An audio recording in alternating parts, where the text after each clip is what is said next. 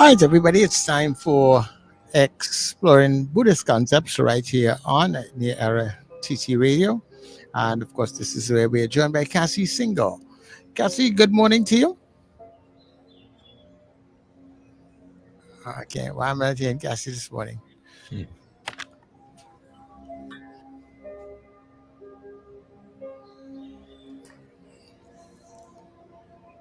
Okay, well, I see the guest is here. I'm here, Sir Charles. Are you hearing me okay? Yes, I am. Thank you very much for being here with us this morning. Um, just waited for Cassie to rejoin us. I think he's coming back. Right. Cassie, There good we go. morning There to we you. go. Good morning, Sir Charles, and good morning, Gelso. Good morning. Well, Gelso needs no introduction. He was here last week. He's the head of our steering committee in Trinidad and Tobago. A very, well, I have to use the word because that's what it is. It's a very privileged position because what we are dealing with is that delicate thing called the mind, and which the Buddha says everything comes from, emanates from the mind. And, to be in charge of an organization that is dealing with that primarily and what the Buddha taught about it and about suffering and all the things is indeed a privilege. So without further ado, oh, well, before I go further, I just want to answer um,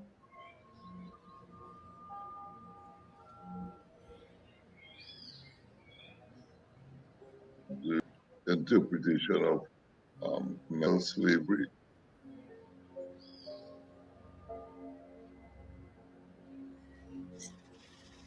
My interpretation of that is exactly like I was just saying. Take responsibility for what passes through the mind, and you will know that you can calm it. You should calm it before you go doing rash things with it. And there's more for me to say, but Galto, you carry on. Thank you, Cassie. First of all, can you hear me okay? Is my audio all I right? think you could be a little louder. No, he's very good as he is. I'm Perfect. I am here picking you up very good. Thank you, Sir Charles. Good morning to you, both of you gentlemen, and happy Emancipation Day tomorrow, and to all your listeners as well. And thank you, Sir Charles, for that reflection that you just gave. It was lovely, and I hope there are many people out there who recognize the significance of this celebration. So yes, happy Emancipation Day. All right. So at Cassie's invitation, I have been asked to talk about certain Buddhist concepts. I was on this program 2 weeks ago, and I introduced something called the paramitas, and I spoke about the first one. And I thought, well, today maybe I can speak about the second. Um, so that's what the conversation is going to be about. And I'm going to invite you to look at how these concepts relate to your own life, all your listeners, and to ask yourself whether a little more active effort to nurture the qualities that we talk about might benefit you. And it really doesn't matter what your background is, what your religion is. Buddhist concepts are universal truths, and they are things that everyone can take and apply to their lives. They don't have to carry a Buddhist label. They're just valuable for this dealing with this thing that we call life and living. So, if you leave this conversation feeling that what you've heard might be helpful, and if you make a little effort to bring it into your own life, then it will have been worthwhile.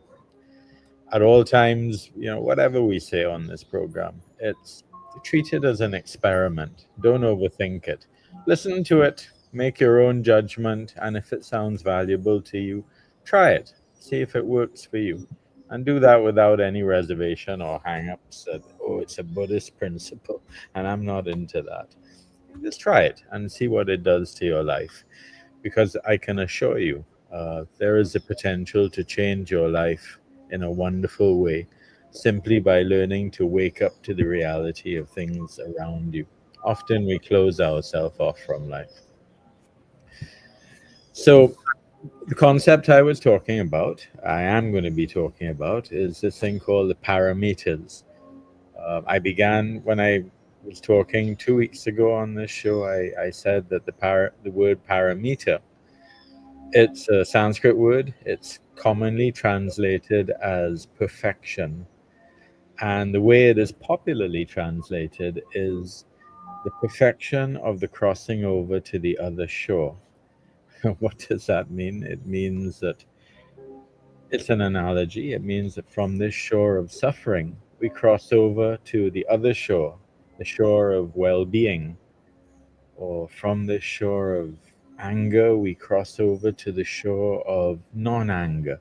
So it is carrying us to a place in our mind where we haven't been. These are tools that we use to get us there. From the shore of jealousy, we cross over to the shore of non jealousy, and on and on. There are 6 parameters in all, and they are generosity, ethical conduct, patience, vigor, meditation, and wisdom. And 2 weeks ago, we spoke about generosity, and I thought today we could touch briefly on ethical conduct. So these 6 parameters, they are they're qualities that we cultivate as practitioners on our path to enlightenment or to awakening, or simply to be better people, to live better lives, to reduce the amount of suffering in our own lives and the amount of suffering that we cause other people. The parameters, then they're like, you can consider them as a roadmap for a meaningful, a purposeful life. And we develop these virtues by consciously thinking on them and trying to integrate them into our daily life through formal practice. It's not like something we save up for Sundays, like, some people do with going to church, and then it doesn't play a part in your life during the week. This is something that you integrate with your life on a moment by moment basis. And the more you do them and the more you become familiar with them, the more they become our natural state of being. And that is the wonderful place that we're trying to reach. That is the crossing over to the other shore, if you like. So 2 weeks ago, we spoke about the first one, which is dana, or generosity. And just to recap very quickly on that, dana is the practice of selfless giving and generosity without the expectation of, say, getting anything back in return. Because when you do something hoping to get something back, well, that's the ego at play. And dana is not that. It's just selfless giving. And it involves offering material support or time or energy or any other resource to other people purely for their benefit, to help them along. And it includes offering also things like loving kindness and compassion and wisdom to others, just being there for them any way we can. And as I said 2 weeks ago, if you bring a little of this into your life, I'm sure all of us have it to one extent or another, but by focusing on it and trying to expand our generosity, our practice of dana, uh, it is a life changing thing. You discover that life gives back to you many, many, many times over everything that you put out there. And it's a wonderful experience to see that work in practice in your life, and it can be life changing. Today, I want to talk about the second parameter, which is sila, or morality, or if you like, or ethical conduct. And sila involves ethical conduct, involves living in accordance with virtuous principles and refraining from actions that cause harm both to ourselves and to others. So, from the viewpoint of a lay practitioner of Buddhism, ethical conduct will involve observing what we call the five Buddhist precepts and also upholding virtues like honesty, nonviolence, integrity, and compassion. Now, the five precepts are things that we take, are vows that we take as lay practitioners in the Buddhist tradition. They are commitments to abstain from killing living beings, from stealing, from sexual misconduct, from being untruthful, and from intoxication. Those are five basic principles that all Buddhist practitioners follow. And we follow that for a very simple reason. Putting it in the simplest of terms, ethical conduct or sila is based on first seeing what is right and wrong in any situation and then choosing to act accordingly so that we do only good for ourselves and others. We are very careful not to cause harm and to do only good. And at its root, this is based on an understanding of complex subjects, if you like karma, how what we put out there into the universe returns to us. And karma is a subject for a whole nother conversation, and it's quite possible that Cassie has spoken on this program before about what karma is or intends to at some point. But really, it is what I say. It's what you put out there into the universe returns to you. So if you do only good for others, that comes back to you many times over. And if you cause harm, if you cause pain, if you cause suffering for others, that too will return to you. So essentially, whatever is beneficial to ourselves and others, we consider right, and that guides our action. And whatever is harmful to ourselves and others is wrong, and that also guides our action. That is sila. And what makes the Buddhist approach maybe different? I know this has got to be familiar to everyone because this is present in every spiritual tradition. The Buddhists lay no claim to it, but what makes the Buddhist approach unique, I think, is how important the clear-minded observation of things as they are is.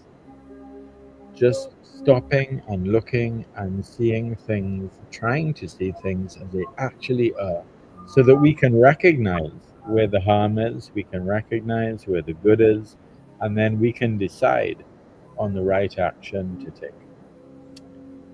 So, to try and get a sense of how we put this into work in our day to day lives, let's take a look. Let's look at it from two separate standpoints, working with others and working with ourselves.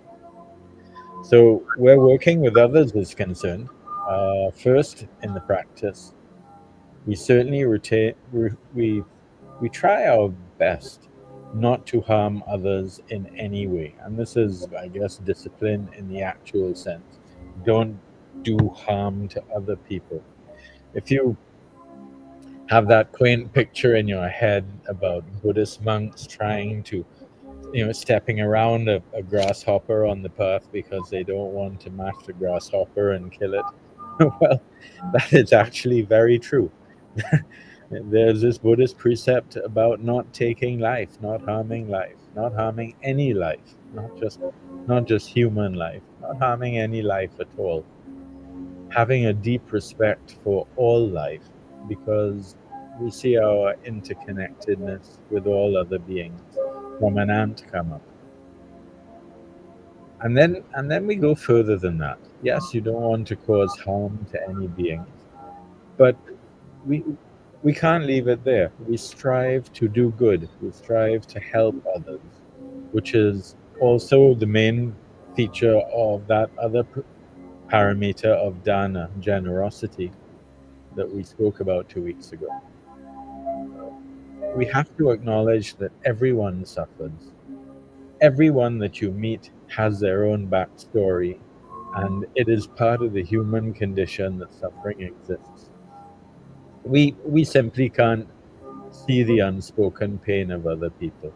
Um, it's mostly hidden from us. We don't know their hidden sufferings, but we also don't know their hidden joys. We don't know anything about the person on the inside. Poor people, the poorest person you meet may actually be very happy with what they've got. The wealthiest may be miserable. They may be afraid. They may be uncertain about who their friends are. they they know they're going to die one day and lose all of this stuff that they've collected their whole life. Um, so it doesn't matter what their condition is. Everyone is suffering, but everyone also has their hidden joys. The vagrant on the street corner in St. James, he may be unburdened by the things that cause us anxiety on a daily basis. So we don't know. And we have to assume that everyone that we encounter, no matter what condition they appear to have, um, could benefit from any help, any good we can do for them, any help that we can provide to them. And so this parameter of sila, it means giving up our easy, comfy, cozy life where we're shut off from the outside, getting out of this comfort zone in order to try and help others. If we see a person in trouble or having some difficulty, we try and help. If there's a group working on some worthy cause, and of course there's so many of those, again, if we have something to offer, maybe we can help. And once we start to look, once you look in your life at the people you encounter, and you look for where opportunities to do good arise, you will find that there are examples everywhere. There's no shortage of choice. Sometimes it's common that we've shut ourselves off from this aspect of life so much that we don't recognize how the suffering exists all around us. So once we open our eyes and start to look, we will see many, many opportunities where we can be of service to others. So with this parameter, sila, the reaching of the other shore, according to the popular translation, when we do reach the other shore, is when it becomes truly joyful, and because the benefits of it start to manifest in our life. Because as we put this out there, the doing good for others that I'm talking about, it starts to come back to you in a million different ways. And our mind becomes joyful, and we begin to release the ego driven greed and aversion that most of us suffer from one extent to another. We begin to interact more fully with other people. We begin to see life as it really is. Everything begins to open up, and it becomes life altering. And it doesn't matter what tradition you're with. If you bring some of this into your life, and all of us do already have some of it, but the more you bring this into your life and the more you continue to open up to others, is the more it becomes completely life altering. So that's what we do. We choose to wake up and see, and then we choose to help. Another thing that it does for us is this waking up and seeing thing. It encourages a constant engagement with the Dharma, the truth of reality, the way things are. Often we don't look, and because we don't look, we never see. So this practice encourages us to look and look and look and look until we start to see. And then when we start to see, we know how to act properly. We see the truth of compassion and the joy of compassion, the benefits of compassion. And that path for us becomes a sort of, if you like, a childlike, an infinite childlike kind of play, seeing how compassion can arise in every moment, whether good, whether bad, whether ordinary. It doesn't matter what the moment brings. Good moments, bad moments, ordinary moments, there is always the opportunity to take this compassion and to practice it in the best manner we can. And it changes us. So that's the first part of Sila, which is dealing with others. So there is a second part, and that is dealing with ourselves. To try and describe how that works, I can think of a slogan from a very famous Buddhist teacher called Atisha, who lived well over 1,000 years ago.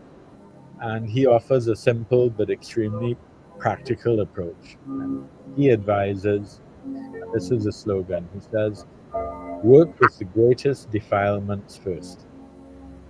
Work with the greatest defilements first. And what he's trying to say there is that with this approach, you turn inward and you look at yourself.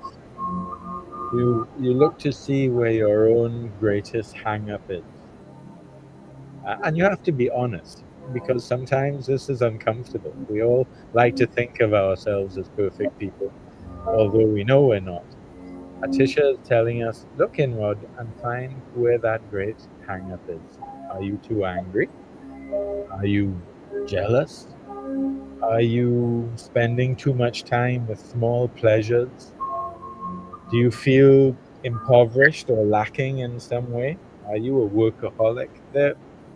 There's so many different things, and it really doesn't matter what. Each of us are carrying our own baggage, if you like. Um, just look and then find it. Find what that thing is. It is there. Trust me. You just need to look. And if you're anything like me, you will be spoiled for choice when you start to look. You will find many things. Now that you have it, so once you've settled on what that thing is, take a look at that one issue and focus on what I would call the dharmic outcomes of this particular hang up.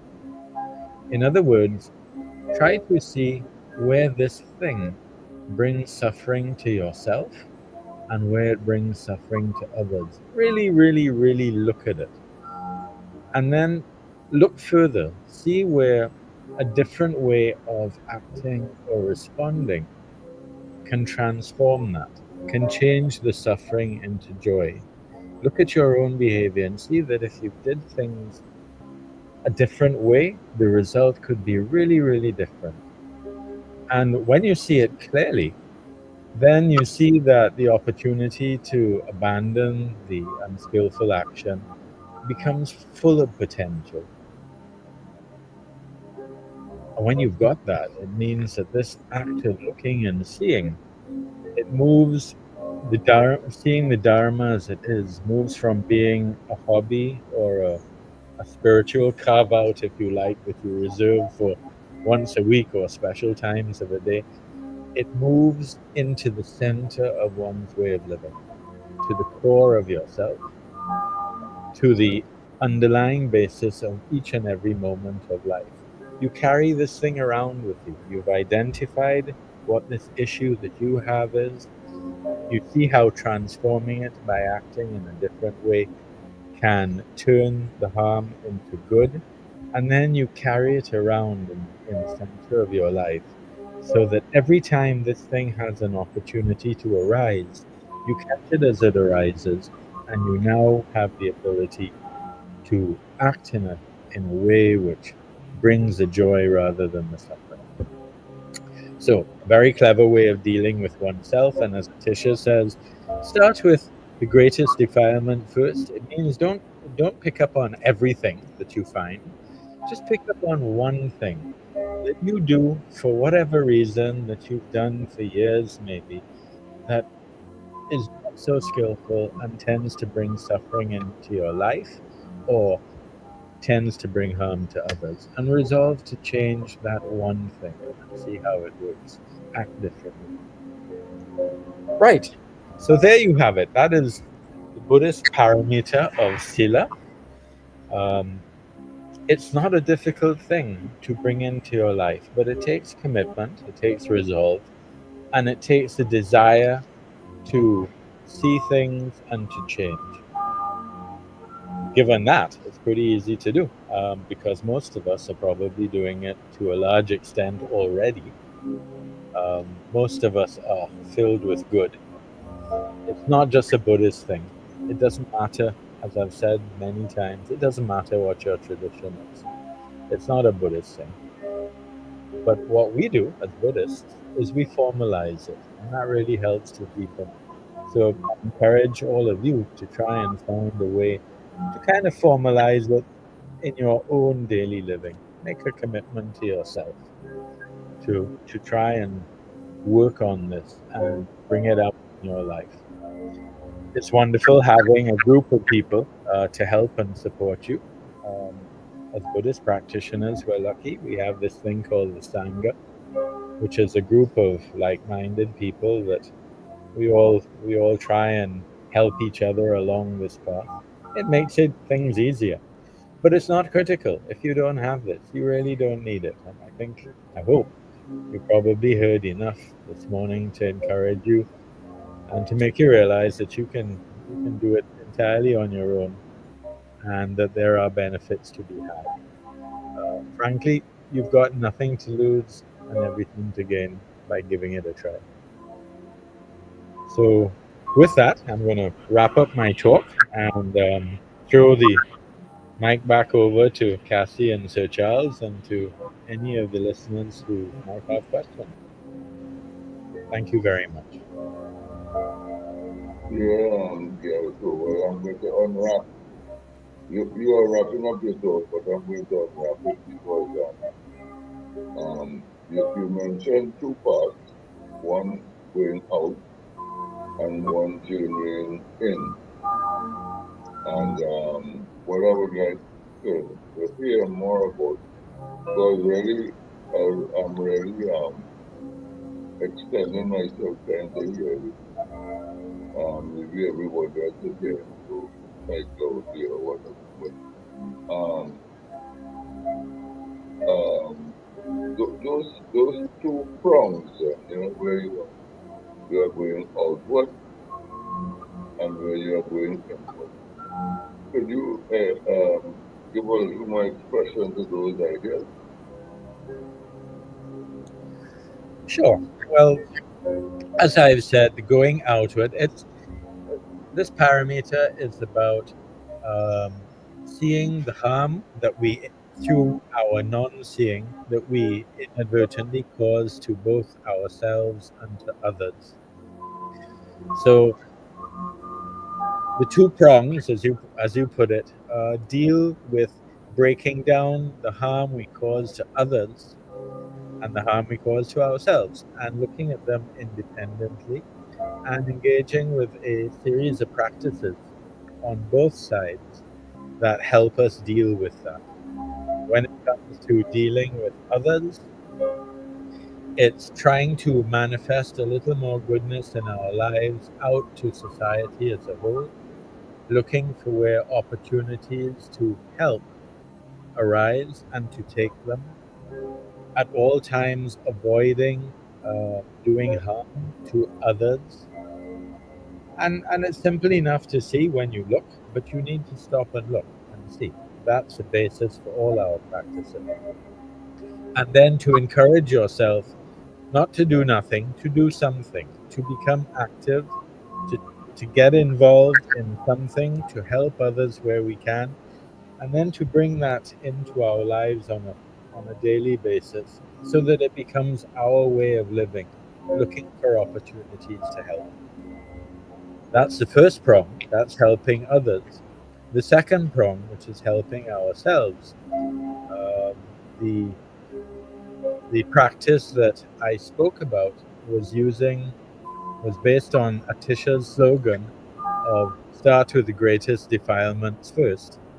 And it was basically an exercise in introspection, looking inside ourselves and finding that aspect of our own makeup where we inadvertently cause harm to ourselves and others. What is it about us? Is there jealousy there? Is there greed there? Is there something there that we know is not quite so skillful, but we've never really looked at it directly? We kind of cover it up. It comes out at times, but we tend to cover it up. And I think for all of us, there are things there. I know for myself there are certainly things there.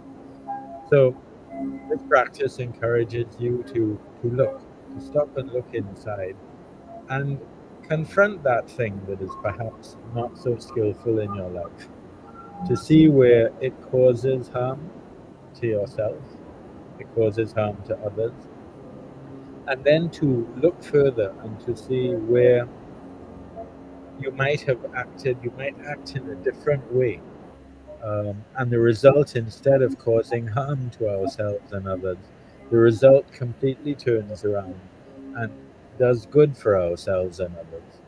And then, once we perceived what that way of doing things might be, that skillful action, then resolving to use that to replace the unskillful actions that we were doing before. So it becomes an intensely personal practice. And once again, it moves to the center of your life. You start to look at everything through that lens. You know, here is a situation I'm confronting. I have a standard way of responding, but how about if I responded this other way instead? Could the outcome be a better one? So that's sort of recapping what I said, but I hope it summarizes it a little more clearly for you. Thanks. Right. So, yeah, to the extent that we understand the two fronts, we do have some more time, yeah, so we have about 8 more or more than that minutes All right. Well, to go around the 11 year. Yeah, I simply can saying that the child says we can go to about 11:55 this morning, like 8 minutes away. Now, what I would encourage here, because I have done it, and what I would like you to do it now, Mr. to actually involve your audience in or your viewers, those of you also, let's say a 5 minute practice, because you have been using the word practice very often during the morning. So what are we to do then? In other words, what is this practice that we should do? Should we sit still in meditation, or what? And we can actually do it for the next 5 minutes. meditation is a good place to start, of course, because meditation encourages you to bring everything to a still point and then to start to look at things that otherwise you tend to ignore. Just being awake and aware to the reality of the situation. But I would throw it back to you, Cassie, by asking you how the things that I've spoken of today might be a part of your own practice and whether or not you found that they work for you as a practitioner. It might be nice to hear what your experience has been. Um, yeah, uh, tell me. This is something Okay. you will have been All right. practicing for years. Okay. Well, I hope we can share experiences, because my practice would be to first of all calm the mind. As we have started. Because without that, we'll just be intellectualizing and going around in circles. You might sit down partly to still the mind, or some people might be to stop the mind from thinking. I've had that kind of thing thrown at me from time to time. But essentially, we sit, We sit down in the best posture we can, and we begin to practice calming the mind by either counting or following the breath. Beginners we should count the breath, which we can do now for a few minutes, just to say, knowing that I'm breathing in, I'm breathing in, knowing that I'm breathing in, and in breathing out, I know that I'm breathing out. These words are essential to help us because we might take it for granted that we know, but we breathe in all the time and we really don't. You can just breathing, but this calls for actually mindfulness and deliberate breathing in, not changing the breath, but just knowing that you are breathing in and knowing that you are breathing. We can do that for a few minutes. Breathing in, I know I'm breathing in. Breathing out, I know I'm breathing out. And then you can shorten that to in and out, in and out, in and out. After a few moments of calming the mind, we can allow the well, I'll use one of your words, jealousy, instances of jealousy perhaps to arise in the mind and sit with what it feels like. Because who said what and who did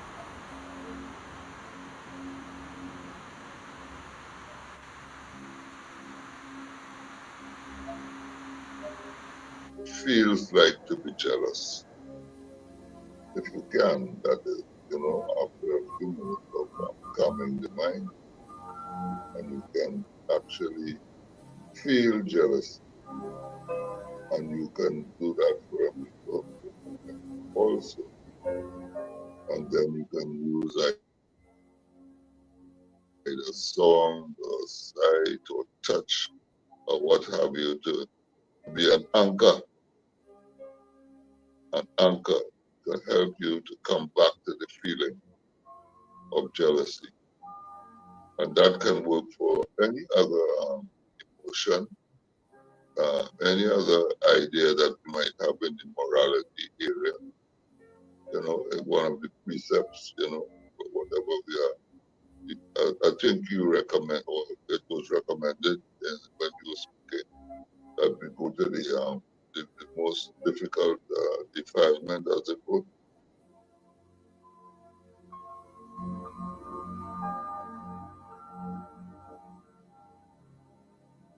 And we can go there. This is how I would proceed and then sit with the feeling as best as I can. I think you mentioned that there's joy to be understood as a result of being able to know for a fact that this is so, this is what jealousy feels like.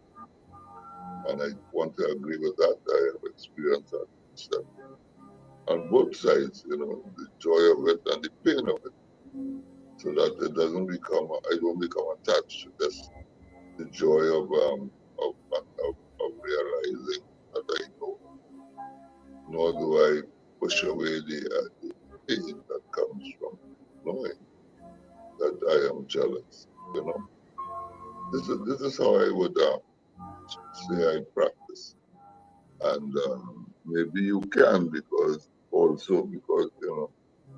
and just maybe 2 or 3 minutes, and then we'll wind up.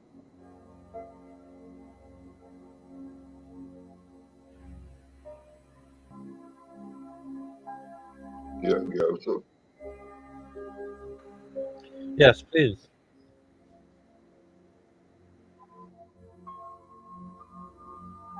hello. Yes, please, Cassie, take us through it. 2 or 3 minutes to wind up. Okay, so you are finished for the day, for the morning. Is that Well, I'm listening to you and enjoying what you're saying. So I thought, yes, let's take it? a couple of All minutes. right. So is your practice similar to what I just described there? It is um, certainly what happens in meditation, where sometimes we change from just being mindfully aware into this introspective aspect, where we try and look at things, internal things, and try and see the truth of them. But also my form of practice for a parameter like the one we've spoken about today, it's a more moment to moment thing, trying to be aware in daily life so that when something arises, maybe something unpleasant, we can ask ourselves, what did I handle this as skillfully as I could have? Is there a better way to handle it if if it repeats itself? How could I do better? What is it inside me that made this situation not work out as well as it could have? And in that sense, for me, it's a moment by moment practice as I engage Okay, daily living. okay. I understand that. So there is a difference in approach, but that's all right. I think they're both leading to the same. So thank you also for coming on. Thank you very much, Sir Charles, for hosting us for one more week. Next week, I believe I should be um, on by myself, and then the following week, I don't know who we will have, but should have a guest in my program again or someone else, I don't know. And finally, blessings to all, especially those who are finding successes in the celebration of African emancipation. Thank you, Sir Charles. Okay, thank you very much, Cassie, and thank you very much, Graham, for being on Thank you, Sir Charles. the show today. Thank you so much.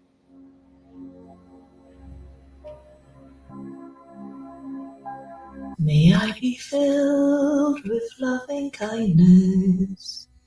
May I be well. May I be peaceful and at ease. May I be happy. May you be filled with loving kindness.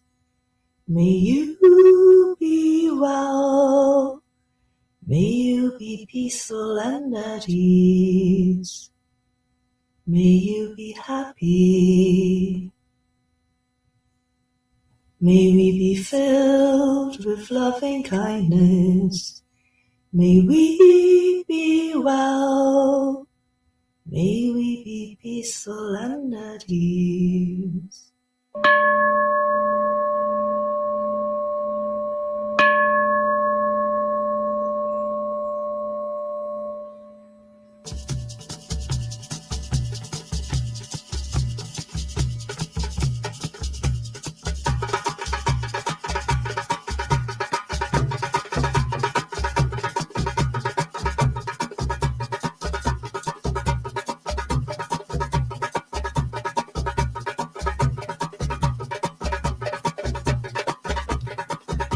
This is the Emancipation Story, right here on New Era TT Radio. Today we are looking at why emancipation still matters and what